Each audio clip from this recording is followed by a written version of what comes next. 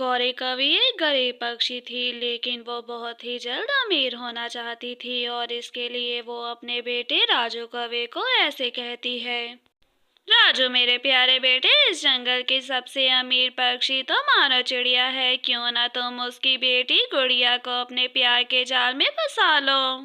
अरे माँ, चाहता तो मैं भी यही हूँ, लेकिन वो इतने अमीर घर की लड़की पक्षी है, आखिर वो मुझ जैसे गरीब पक्षी से शादी क्यों करेगी। इन कामों में तो गौरी का दिमाग बहुत ही ज्यादा तेज चलता था और अपने बेटे के ऐसे कहने पे वो उसे एक प्लान बताती है, जिसे सुनकर राजू कहता है, वाह माँ, आपका प्लान तो बहुत ही ज्यादा जबरदस्त है। इस प्लान के साथ तो वो चिड़िया जरूर मेरे प्यार के जाल में फंस ही जाएगी। बस अब मैं चलता हूँ। शाबाश मेरे प्यारे बेटे, मुझे तुमसे यही उम्मीद थी। चलो अब जल्दी से तुम अपने प्लान पर काम करो, मेरा आशीर्वाद तुम्हारे साथ है। अपनी माँ के इतना कहते साथ ही राजू कौवा तो वहां से उड़ जाता है। अरे दोस्त राजू, आज इतने दिन के बाद तुझे अपने इस दोस्त की याद कैसे आ गई? लगता है कि आज तुझे मुझसे कोई जरूरी काम पड़ गया है। हाँ दोस्त, हाँ, तुमने बिल्कुल ठीक समझा। चलो अब जल्दी से मेरी बात सुनो। राजू कौवा तो अपने दोस्त रंगीले को अपना सारा का सारा प्लान बताता है।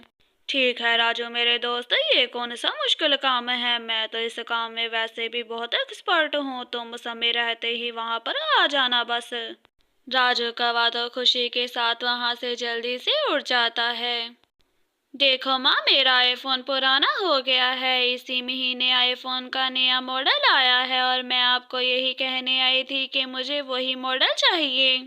गुड़िया बेटी, अभी तुम्हें पिछले महीने ही तो आईफोन लेकर दिया था। अभी वो फोन तो बिल्कुल नया ही है, फिर नया फोन क्यों चाहिए? अरे माँ, ये सारे पैसे तो मेरे लिए ही हैं। अगर मैं खुश नहीं होंगी तो आपके इन सारे पैसों का क्या फायदा? तो मुझे तो फोन चाहिए ही। गुड़िया तो अपनी माँ से इतना कहते साथ ही वहां से उड़ जाती है। लगता है ज्यादा पैसे देने की वजह से गुड़िया तो बिगड़ चुकी है। अभी इसे सुधारने के लिए मुझे कुछ ना कुछ सोचना होगा। गुड़िया अभी पानी पी ही रही थी कि वहां पर रंगीला भी आ जाता है। अरे पक्षी, तुम मेरे रास्ते में आकर क्यों खड़े हो गए हो? चलो जल्दी से पीछे हटो, मैंने पानी पी लिया है और अब मुझे अपने घर जाना है। अरे प्यारी खूबसूरत पक्षी जी, इतनी जल्दी क्या है घर जाने की? जरा थोड़ी देर हमारे साथ भी समय गुजार लें, फिर घर चले जाना। रंगीले की ऐसे बातें सुनकर गुड़िया तो परेशान हो जाती है और उससे कहती है कि उसे घर जाने दे, लेकिन वो तो उसकी एक बात भी नहीं सुनता। अरे पक्षी, घर तो तुम जाओगी, लेकिन मेरे घर और कोई होशियारी चालाकी करने की कोशिश की तो तुम्हारे लिए बिल्कुल भी अच्छा नहीं होगा। अपने प्लान के मुताबिक राजू भी जल्द ही वहां पर आ जाता है। अरे दोस्त पक्षी, तुम इस लड़की पक्षी को क्यों परेशान कर रहे हो? क्या तुम्हें मालूम नहीं कि हमें लड़की पक्षियों की इज्जत करनी चाहिए? चलो कवे, अपनी चूंज को बंद रख। मुझे तेरी बकवास बातें सुनने में कोई भी इंटरेस्ट नहीं और मुझे इस चिड़िया को अपने घर लेकर जाने दे। मेरे होते हुए तुम इस लड़के पक्षी को कहीं पर भी लेकर नहीं जा सकते। रुको, अभी मैं तुम्हें अपने पंखों का जोर दिखाता हूँ, जरा इधर तो आओ। ठीक है भाई कवे, अगर तुम्हें पिटने का इतना ही शौक है तो पहले मैं तुम्हारा ये शौक पूरा कर देता हूँ और फिर ये लड़की पक्षी को साथ लेकर जाऊंगा। इतना कहते साथ ही वो दोनों तो आपस में झगड़ने लगते हैं। कवे, अब मुझे तुम्हारी बात समझ में आ गई है। तुम मुझे छोड़ दो, मैं वादा करता हूँ कि आज के बाद किसी लड़की पक्षी को तंग नहीं करूंगा। इतना कहते साथ ही रंगीला तो अपना काम पूरा कर कर वहां से चला जाता है। अरे वाह कवे, तुम तो बहुत ही ज्यादा बहादुर निकले। मुझे तो ऐसे ही लग रहा था कि जैसे किसी मूवी के हीरो का सीन चल रहा हो। अरे ये तो कुछ भी नहीं था। लड़की पक्षियों के लिए मेरे दिल में बहुत ही ज्यादा इज्जत है और मैं किसी भी लड़की पक्षी को मुसीबत में नहीं देख सकता। कुछ ही दिनों में राजू कौवा तो गुड़िया को बिल्कुल अपने जाल में फंसा लेता है। गुड़िया, तुमसे ज्यादा खूबसूरत लड़की पक्षी तो मैंने आज तक नहीं देखी और मैं तुमसे बहुत ही ज्यादा प्यार करता हूँ। राजू और गुड़िया की नजदीकियां तो अब तो बहुत ही ज्यादा बढ़ चुकी थी। राजू मेरे प्यारे बेटे, अब तक तो तुमने उस अमीर चिड़िया को अपने प्यार के जाल में फंसा लिया होगा। जल्दी से अब मुझे सारी बात बताओ। हाँ माँ, तुम्हारा प्लान तो बहुत ही ज्यादा काम का था। जैसे ही मैंने उस गुड़िया को बचाया, वो तो मेरी दीवानी हो गई। अब बहुत जल्द हम अमीर हो जाएंगे।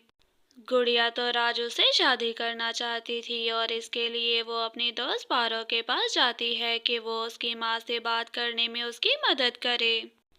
देखो गुड़िया, वो राजू कौवा बिल्कुल भी अच्छा पक्षी नहीं। मुझे तो लगता है कि वो तुम्हारे पैसों के लिए तुमसे प्यार का नाटक कर रहा है।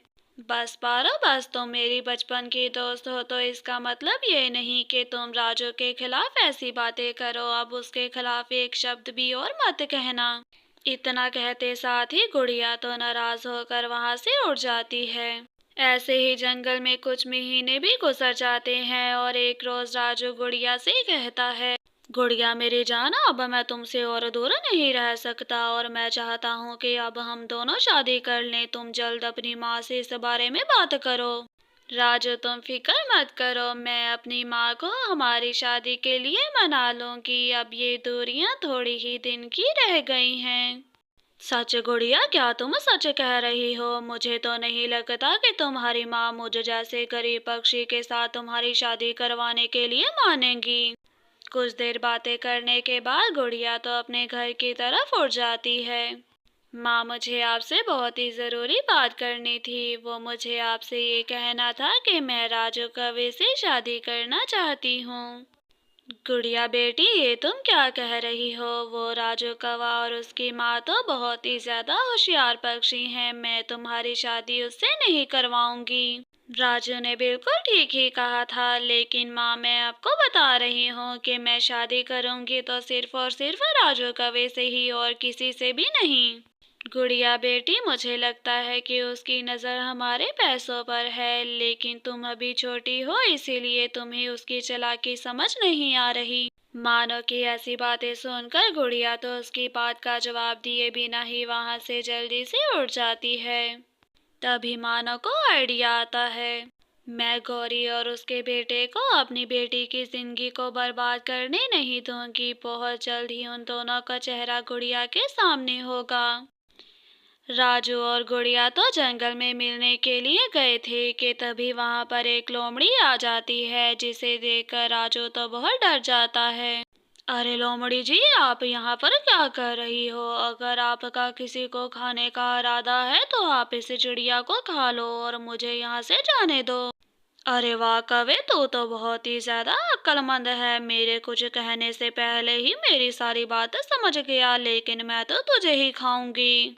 नहीं नहीं लोमड़ी जी, मैं तो एक कौवा हूँ और मेरे ऊपर तो इतना मांस भी नहीं। इस चिड़िया को देखें, ये कितनी मोटी ताजी है, आप इसको ही खा लो। अरे राजू, ये तुम क्या कह रहे हो? तुम तो कहते थे कि मैं तुम्हारी जिंदगी हूँ। अब क्या एक लोमड़ी को देखते साथ सारा प्यार भूल गए? अरे गुड़िया, चलो पीछे हट। अगर जिंदा रहूंगा तो तुझसे भी ज्यादा मेरे चिड़िया को ढूंढ लूंगा, लेकिन अगर मर गया तो तेरी दौलत का क्या करूंगा? देखिए लोमड़ी जी, आप इस चिड़िया को ही खा लें। इसको खाकर आपका पेट भी भर जाएगा। और मैं तो कौवा हूँ, कौवे का गोश्त तो बहुत सख्त होता है।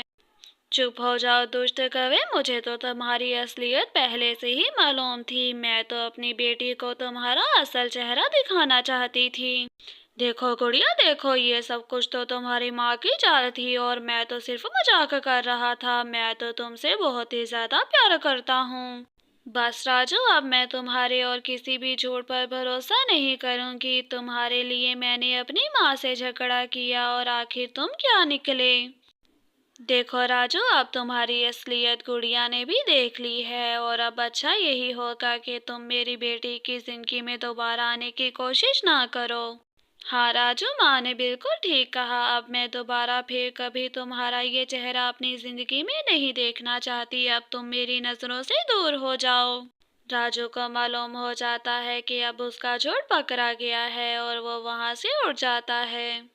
गुड़िया को भी अपनी गलती का एहसास हो गया था और वो अपनी माँ से अपने बर्ताव के लिए माफी मांगती है, जिसे सुनकर मानो उससे कहती है, गुड़िया बेटी, मुझे इस बात की खुशी है कि उस राजू कवि का असल चेहरा तुम्हारे सामने आ गया, वरना वो तुम्हारी जिंदगी बेकार कर देता।